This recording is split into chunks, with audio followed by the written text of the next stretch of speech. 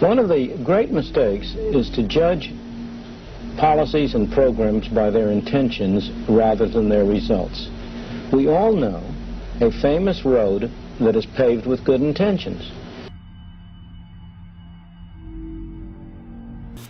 Child protection is one of the biggest businesses in the country. We spend over $12 billion a year on it. The epidemic of state child seizures is no mystery when you consider the financial incentives to do so. In 1974, Walter Mondale spearheaded the Child Abuse Prevention and Treatment Act. After the bill was passed, Mondale himself commented on how the bill would turn child protection into a child snatching business. The bill provided huge incentives for states to grab as many kids as possible and put them in foster care. Our theory is that the basis for this is the tie to the federal money. That every time a child is not placed in a home, the state of Kentucky, through its cabinet, is losing federal money. It's an allegation we've seen many times in our 3-year-long investigation of Kentucky CPS, that instead of trying to bring families together, the cabinet forces adoptions to earn more federal bonus money. And it apparently started in 2004 when adoptions in Kentucky ballooned to 724, while the federal bonus money more than doubled, from $452,000 the year before to more than $1 million. And across the country, states did just that. The number of kids in foster care began to climb dramatically across the country. Now you have to ask yourself, why would legislation be written in this manner? To create an obvious business incentive to grab as many kids as possible. Why would they write it that way?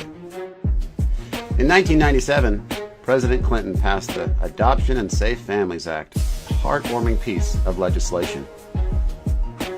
For about a year prior to the passage of this 97 Bleeding Heart legislation, I remember being lambasted in the media with stories showing these poor children whose families didn't want them, who languished in foster care, whose hearts were broken, and how the state could help if only they had more money. It was an outright media blitz to create a myth that the reason that 500,000 kids were in foster care was because of bad parents, and that the state was these poor children's only salvation. But if only they had more money. She says the concerted effort to take children away and put them up for adoption was so brazen, she actually saw someone successfully place an order for children. So Clinton and his administration did what all politicians and government officials do. They make themselves look like the champion of children, when in reality, the very legislation they write provided more incentives to take kids, provided more money to the very people who are abducting children for profit. There's a fundamental economic law which has never been contradicted to the best of my knowledge. And that is, if you pay more for something, there will tend to be more of that something available.